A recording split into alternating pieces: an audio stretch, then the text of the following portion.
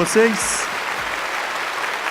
Quando a gente fala de mobilidade e fala dos grandes avanços, a gente sempre está falando aí que as startups estão promovendo alguma coisa. E eu gostei daqui porque a gente está com uma diversidade legal de projetos diferentes, né? Começando aqui com a Home Agent. Quando se fala de trabalhar de casa e quando se fala de home office, né, você está se falando de mobilidade. Mas você, eu acho que foi um dos primeiros caras que, quando a gente ouviu você falar, levou tão a sério essa causa. Assim, parece que a empresa nasceu para ser uma empresa de mobilidade, não uma empresa de home office. Conta um pouquinho como é que nasceu o seu projeto, Fábio. Bom, primeiro, obrigado pelo convite aqui, Flávio. Bom dia a todos. A Home Agent, ela, ao contrário do que a gente pensa, ela não nasceu pensada em ser uma empresa de mobilidade, né? No final das contas, assim, eu estou participando aqui desde o início, a gente tem até um espaço lá em cima, no quinto andar, e eu tenho visto as diferentes modalidades de modais incríveis que estão aí, né? Desde bike elétrica, bike compartilhada, compartilhamento de carros, até a Hyperloop está aí. E eu fico me questionando, qual será que é o melhor modal, né, para a mobilidade hoje em dia? E, no final das contas, o melhor modal é o não modal, né? Porque a melhor maneira de você melhorar o trânsito é você não sair de casa. E a gente acabou criando a Home Agent, não pensando em mobilidade, mas sim pensando em como é que a gente repensa, revoluciona o mercado de relacionamento com o cliente através de uma maneira que a gente pudesse ter uma abordagem que outras empresas nunca poderiam ter. E o home office ele acabou sendo uma maneira de viabilizar essa visão, né? Tendo acesso a pessoas que nunca trabalhariam num call center, especialistas, donas de casa, aposentados. E, no final das contas, a necessidade que gerou a ideia da Home Agent foi em função de uma empresa que tinha problema de continuidade de negócios, que o call center dela parava sempre que tinha alguma greve, sempre que tinha alguma manifestação no centro do Rio de Janeiro, por exemplo. E aí surgiu a ideia, poxa, mas por que essas pessoas precisam estar trabalhando presencialmente, né? E a gente acabou evoluindo muito o nosso negócio e, no final das contas, a gente gera um benefício muito legal para quem trabalha com a gente. Esse número de 4 horas por dia, que a gente vê muita gente falando, acaba sendo realidade para a gente também. Nossa equipe deixa de desperdiçar 4 horas por dia no trânsito, né? E no final de um ano, você acaba ganhando 60 dias de vida no seu tempo, né? No ano passado, a gente devolveu para o nosso time 8.200 dias de vida no tempo deles. E eu até falo elas, né? Porque são 93% mulheres, tipicamente aquelas donas de casa, pessoas que estavam no dilema entre ou eu trabalho ou eu fico próximo da família, e com a gente elas conseguem conciliar e gerar um equilíbrio de vida, agarrando essa oportunidade com unhas e dentes. Então, e a mobilidade de estar em casa também é bom para os outros, né? No ano passado, a gente deixou de gerar 180 mil viagens de transporte público e deixou de emitir mais de 90 toneladas de carbono. E eu brinco que quem continua usando o metrô da Praça da Sé nos agradece sem saber, né? Cada pessoa que eu tiro do metrô da Praça da Sé, 20 me agradecem. E também, eu tenho participado de um grupo de trabalho com o vereador Polici Neto, que esteve aqui ontem, lá em cima, de uma lei de incentivo ao home office para a cidade de São Paulo. E eu não sabia, antes de trabalhar nesse projeto, que cada pessoa que a gente tira da rua, né, do transporte urbano, gera um benefício para o caixa da cidade de São Paulo, da Prefeitura de São Paulo, imediato. Porque cada passagem de ônibus, ela é subsidiada pela Prefeitura. Então, cada pessoa que sobe no ônibus gera uma despesa para a Prefeitura. Portanto, cada pessoa que você tira do ônibus, você gera uma economia para a Prefeitura, direta, né? Sem contar qualidade de vida, ficar longe da poluição, saúde, etc. Então, a nossa abordagem para atendimento ao cliente é mais na linha de poder proporcionar felicidade, né? A gente acredita que pessoas felizes trabalham melhor e isso reverte em resultado para o cliente. E o home office é um caminho para chegar lá.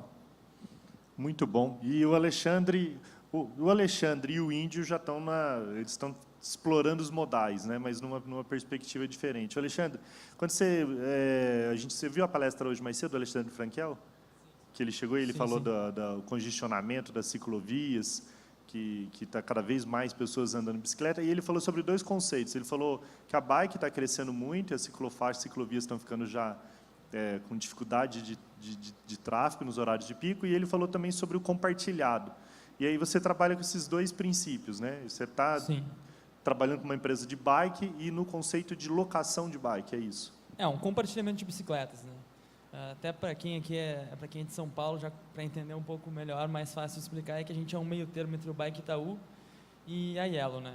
Então a gente é um bike sharing de estações virtuais. Então a gente cria essas estações virtuais pelo aplicativo, que são áreas da cidade onde tu pode compartilhar a bicicleta, né? Então são estabelecimentos comerciais que já têm um espaço, já têm uma segurança, como por exemplo shoppings, supermercados, academias, hotéis, qualquer, né, espaço comercial privado que tenha um espaço adequado e que seja seguro para a gente compartilhar a bicicleta.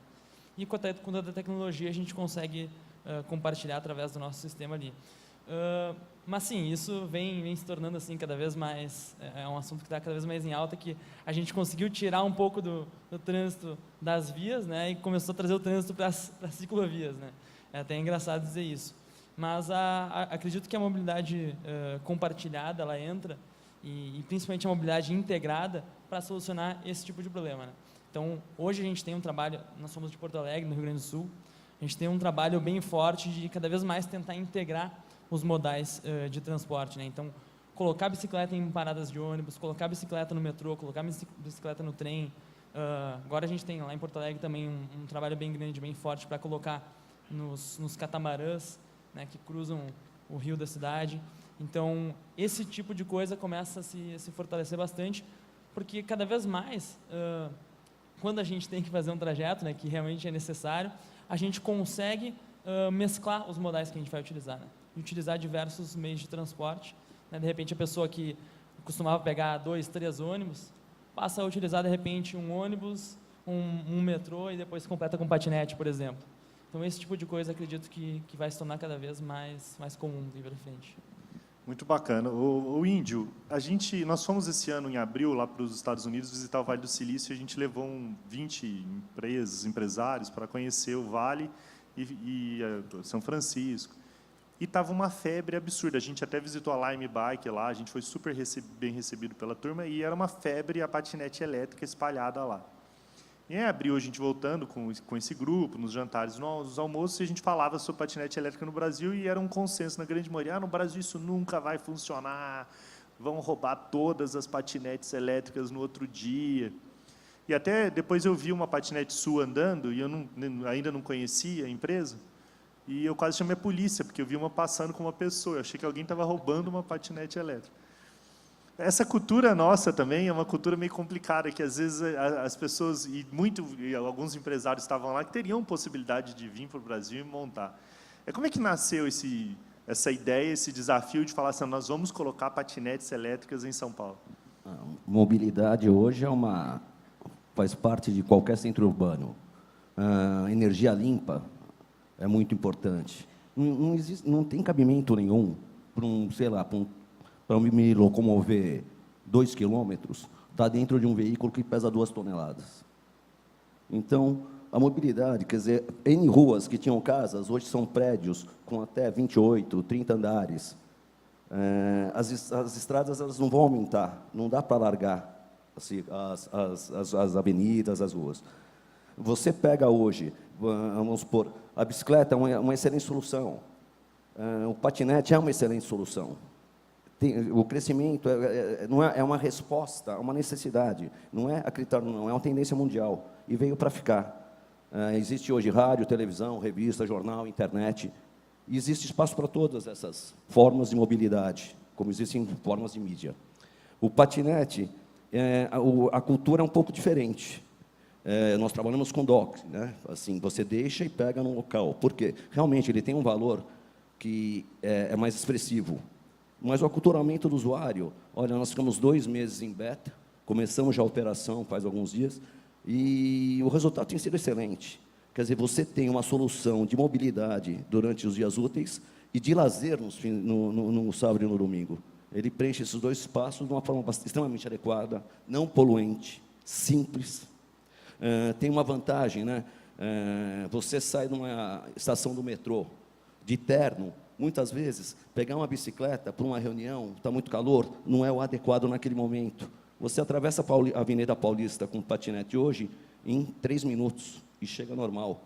No caso tem muitas mulheres, né, que trabalham com taier, com salto de bicicleta, dificulta um pouco essa solução para esse momento. O patinete ele se encaixa de uma forma adequada, simples e extremamente barata. Um metrô, do começo ao final da Paulista, são R$4. O ônibus, R$4. O patinete, você vai atravessar a Avenida Paulista por R$1,50. Quer dizer, até na parte econômica passa a ser uma solução adequada. Ô, Índio, mas como que nasceu essa ideia? Olhamos o mundo, é uma tendência. Na Europa hoje você pega N amigos viajando, Portugal, o Maurício Duarte, que é o nosso CEO, né, que é sócio também, faz parte da nossa sociedade, junto com o Denis, com o André. Ele viajou, ele viu e falou, nossa, é a hora. Juntou um grupo, qual eu me orgulho de fazer parte, e startup é assim, você tem que começar. Como foi falado aí no debate anterior, eu não confio em gente que não erra, né, porque quem não erra não faz. Não existe nenhuma logística desse tipo de mobilidade aqui no Brasil. Então, nós estamos aprendendo, criando essa logística, e é difícil, mas é muito prazeroso, e tem dado muito certo. Muito bom. E o Marcelo Sakai criou a MobCity, né?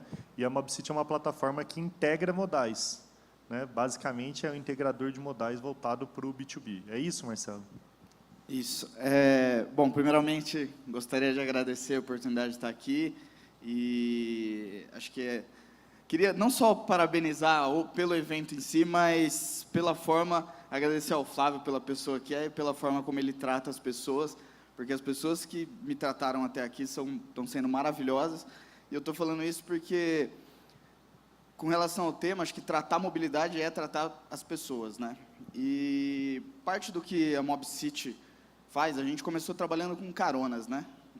Uma plataforma para carona, e depois, como eu vim de um mercado, eu trabalhei na Anshan e acabei trabalhando muito com valor no B2B, eu entendi áreas em que, de repente, a mobilidade poderia servir melhor em gestão.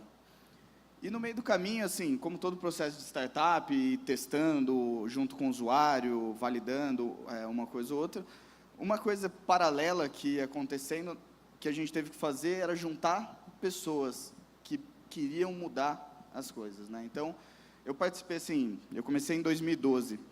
Você fazer uma reunião com o diretor de RH em 2012 e fazer uma reunião hoje é muito diferente para você vender um projeto para pessoas, né?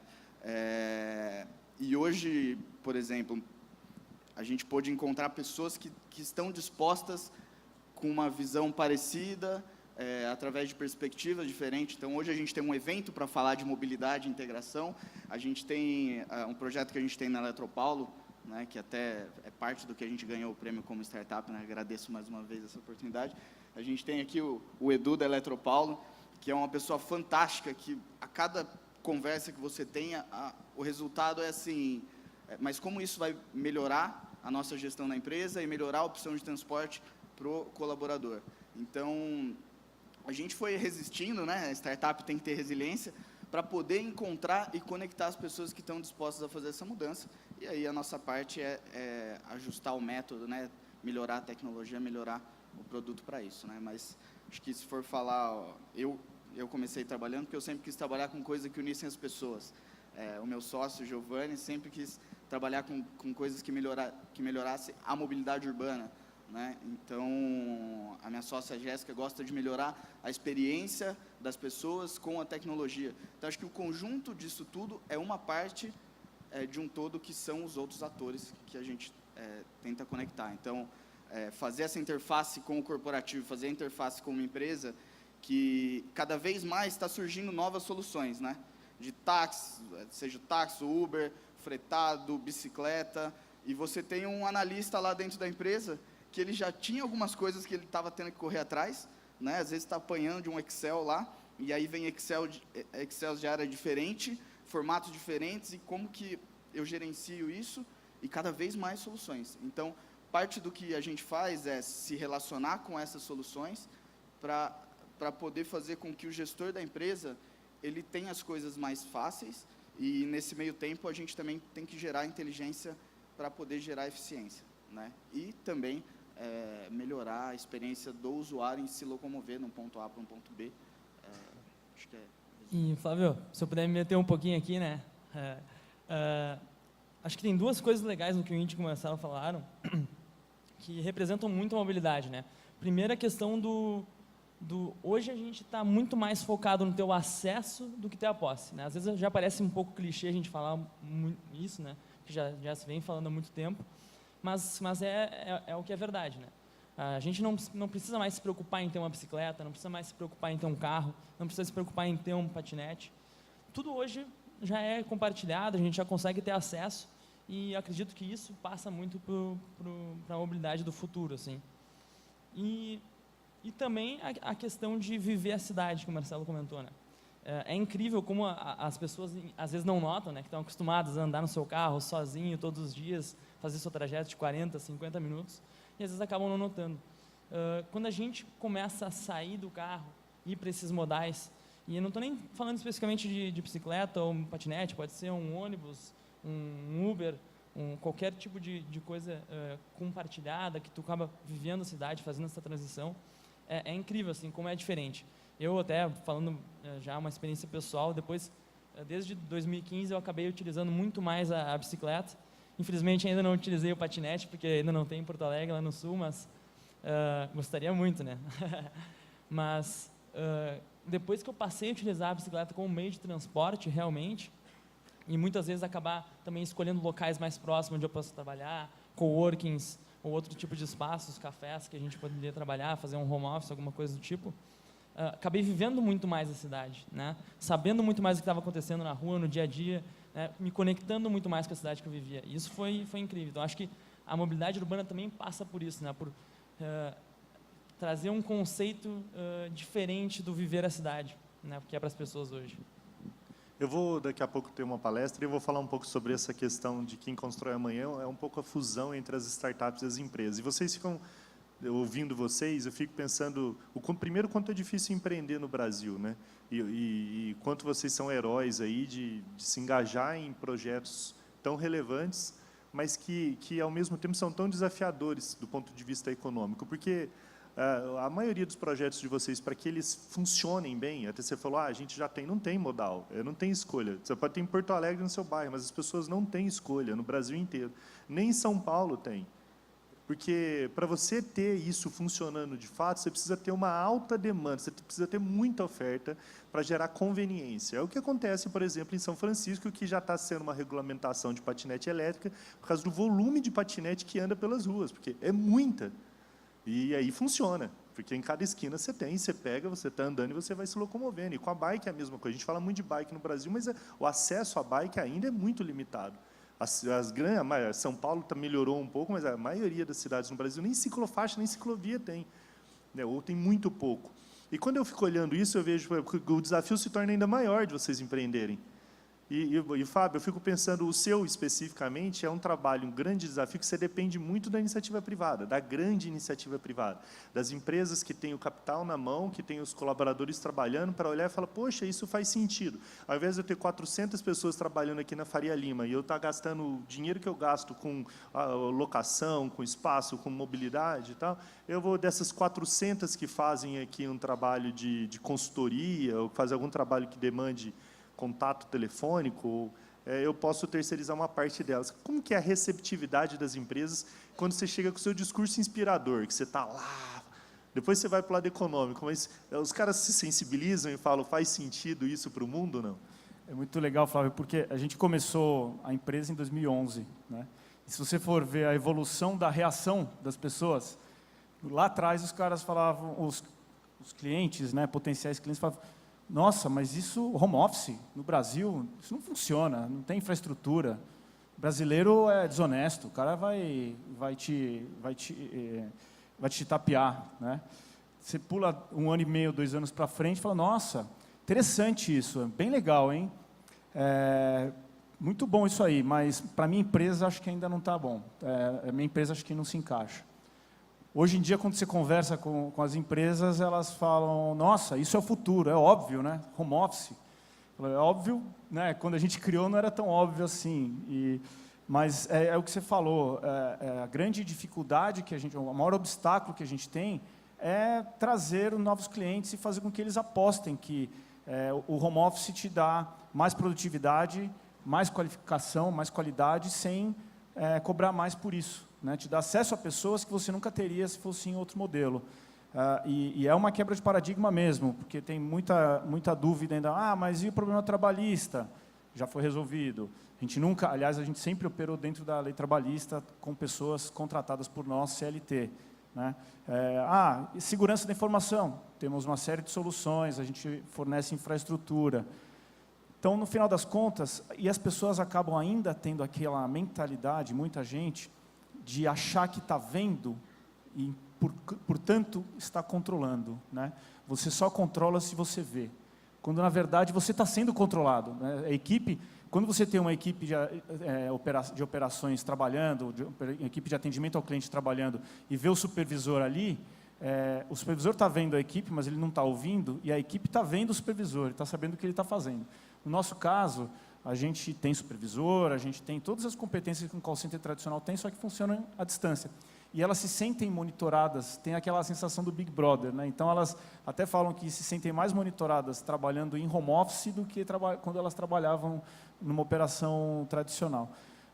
Mas o nosso grande desafio realmente é esse, né? É gerar massa crítica, trazer novos clientes. A gente já tem marcas bem interessantes que apostam, né, no nosso modelo. A Volvo, que está aqui, é um dos nossos clientes. A gente tem uma equipe de especialistas em veículos da Volvo, que fazem atendimento a clientes interessados em comprar o carro deles e conversam de igual para igual com clientes que querem comprar carros de R$400 mil. A gente tem a Nike, com especialistas em corrida e futebol, recomendando os produtos através do site deles. Tem Consultora Natura, prospectando Consultora Natura, e mais 15 outros clientes. Então, esse é um modelo que ele opera muito bem. Lá nos Estados Unidos tem empresas com 20 mil posições, e nosso grande desafio ainda é fazer com que as empresas apostem nele. Você quer chegar a quantas posições aí? Qual que é o objetivo? A gente quer chegar em 2 anos em 1000 posições. 1000 posições. 90% do nosso telefonema que saía do evento para confirmação se vocês viriam ou não até aqui foi feito pela Home Agent, pelo seu time. Obrigado até pela parceria e por ter Eu que agradeço, vocês são aceitado sensacionais. o desafio. Obrigado. E, o Índio, quantas patinetes é preciso para o negócio dar conveniência? Vocês já fizeram um estudo de quanto... primeiro, assim, vocês vão buscar esse dinheiro, vocês têm esse capital... o que seria preciso para uma operação, talvez não São Paulo toda, mas nos principais locais, para gerar conveniência e todo mundo ter acesso fácil ao patinete, quantas seriam necessárias? Não, o iSchool, né, o patinete elétrico, ele é uma solução de mobilidade para... assim, tem pontos específicos. Você tem que ter uma topografia adequada, não trajetos de até 5 quilômetros. Então, isso já te dá um modelo. Você tem a grande vantagem dessa startup, que ela é toda modular. Você trabalha por regiões. Você não vai, vamos supor, você trabalha numa determinada região, adequada, escritórios, a mobilidade sempre em primeiro lugar, e você vai atuando em outros pontos, outras cidades. Nós temos um planejamento bem desenvolvido para algumas capitais aqui do Brasil, muito em breve, eu não posso divulgar ainda, mas muito em breve a gente vai estar mostrando, e também a América Latina. Assim, vão surgir outras empresas, né? A gente sempre brinca. Quando você faz alguma coisa, se não tiver concorrência, você está fazendo algo errado, né? Se não te copiarem, você errou. Então, existe muito mercado, o mercado é crescente, é uma opção de mobilidade limpa, né? Energia limpa é necessária. Alguns países, a França mesmo, né? Acho que é 2025, só vão comercializar veículos elétricos. É uma tendência mundial. Isso, meio ambiente, mobilidade, rapidez, facilidade e economia. Então, é bem modular. Nós temos, claro, fizemos já o investimento inicial, o grupo, e tem já empresas conversando, e vamos ter bastante novidade. O mercado, aparentemente, foi muito bom agora esse mês, que independente de quem goste do A ou B, está definido, e isso é muito bom para o mercado como um todo, principalmente para empresas, startups, que necessitam e buscam investimento, porque tranquiliza muito o mercado. E agora depende de nós, né? O jargão de startup, né? O melhor jeito de prever o futuro é inventá-lo. Então, nós vamos fazer a nossa parte. Quando alguém fala que tem muita novidade e não fala o que é, porque está com aquele pré-contrato para assinar de um negócio gigantesco, e aí ele tem um NDA que ele não pode contar ainda. E se olhar a carinha dele feliz, deve ser um negócio grande que vai rolar ainda. A escuta com as patinetes aqui no andar. Quem quiser conhecer, dá uma volta com as patinetes, vai lá, pega. É uma experiência muito bacana. Eu gostei muito do modelo da patinete, muito bacana mesmo. Parabéns pelo trabalho. Eu que tenho 2 pés esquerdos, eu consegui andar bem. Então, qualquer pessoa consegue. O Sakai, a Mob City teve 2 momentos na história de vocês, que vocês ficaram lá batalhando no mercado para tentar convencer as empresas que vocês eram uma aposta relevante para tentar resolver os problemas de mobilidade dos colaboradores. E aí até vocês encontrarem o cara que mais entende de mobilidade no Brasil, que é o Eduardo Bortotti, dentro da Eletropaulo, e que o cara falou, pô, nós vamos resolver isso, e aí incorporou o seu produto lá dentro. Eu queria que você explicasse que problemas que vocês estão resolvendo hoje dentro da Eletropaulo. Legal. Hoje a solução, há exatos 1 ano atrás, a gente passou a analisar principalmente o lado de gestão de frota, né, que era a dor mais visível, porque antes, como você comentou, no primeiro momento a gente quis trabalhar muito a cultura da carona e a questão do compartilhamento. Na verdade, há 2 anos atrás, a gente fez um movimento de integrar o Uber, para usar o Uber direto dentro do aplicativo, sem precisar sair dele. Acho que foi uma das poucas soluções que faziam isso, mas ainda assim era uma forma de validar se funcionava ou não. E uma dor que ficou clara quando a gente foi estudando cada vez mais, conversando com pessoal da área de compras, tinha a ver com a questão de despacho ou opção de transporte, né? Hoje, acho que o que a gente vem trabalhando muito forte, né, para consolidar nesse semestre, é como eu otimizo os carros que eu tenho à disposição, em combinação com as opções de transporte que eu tenho que não são minhas, né? Então, acho que vou dar um exemplo que aconteceu antes de ontem, né? Acho que teve um funcionário que ia pedir um táxi até Campinas, e o táxi ia dar R$400. E ele não sabia que tinha um carro de uma empresa parceira que ficava alocado no estacionamento, que ia custar R$80. Ou seja, foi economizado 75%, simplesmente quando você vai diminuindo a simetria de informação e, óbvio, desenvolvendo a tecnologia para que entregue essa informação e permita que você escolha o carro, reserve o carro e faça isso. Então, acho que hoje o que a gente está trabalhando muito forte é conseguir dar a informação das opções de transporte, inserindo as regras de negócio da empresa, né, quando está disponível ou não, e fazendo o processo todo dentro da nossa solução, sem que você precise trocar isso aqui lá, e aí o próprio gestor possa identificar e poder tomar decisões depois de negócio, né? Ele consegue ver depois, as viagens mais feitas são essas, a gente tem usado mais esse parceiro com relação a esse, ou a gente tem carros mais disponíveis nessas unidades, então, de repente, eu posso tomar uma decisão mais estratégica de pessoal com relação a isso, né? Então, ainda mais para empresas que têm vários locais, você, às vezes, tem alguém que precisava só vir com um carro da empresa e, no outro dia, ela vai de táxi, e aí você tem uma nova disponibilidade ali. Como que as pessoas vão saber, né, que ela tem essa disponibilidade? Então, é isso, por trás, o grande projeto também que a gente vem trabalhando, que é o nosso core, que é como fazer um certo compartilhamento, né? Então, se uma pessoa pega um ônibus de Alphaville até, sei lá, alguma região da Zona Leste, e hoje, especificamente, uma pessoa resolveu pegar um carro da empresa, um táxi, um Uber, enfim, a 99, qualquer um dos parceiros que tenha, essa pessoa pode ser avisada, né? Ei, você que está acostumado de ônibus, tem uma pessoa que está indo, ou com o próprio carro, com o carro próprio também, que a gente envolve isso, né? Então, é uma forma de unir as pessoas, gerar economia, melhorar a experiência. Muito bom. Pessoal, é um assunto muito legal. A gente está com o tempo super apertado. Eu vou falar um pouco depois sobre quem constrói o amanhã, né, essa palestra, e vocês são pessoas que constroem o amanhã. Eu acho que se eu pedisse para levantar a mão aqui e todo mundo tivesse uma grana e falasse, eu ia perguntar em qual empresa que você botaria dinheiro? Numa empresa que está investindo no home office, numa empresa de bike compartilhado que está tentando mudar a relação das pessoas com a cidade, numa empresa de compartilhamento de patinete elétrica que está chegando agora no Brasil com força, e eu acredito que isso vai vir com muita força para esse last mile, first mile, ou numa empresa de tecnologia que está integrando todos os modais e que você pode ali escolher. Eu não sei qual, mas eu acho que ficaria meio dividido aqui os investimentos. Talvez algumas pessoas iam querer colocar dinheiro em todas, porque acredito que todos os projetos são relevantes.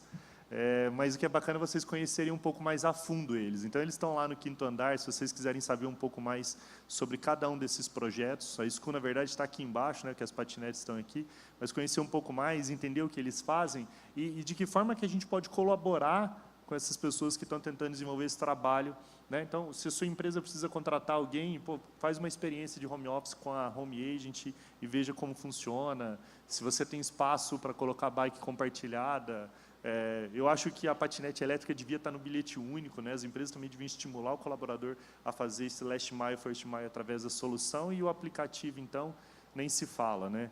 E o Eduardo, que é um dos responsáveis pela implantação na Eletropaulo, está aqui para testemunhar como que isso funcionou dentro da operação deles lá.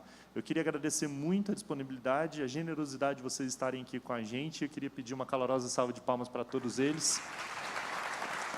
Muito obrigado mesmo.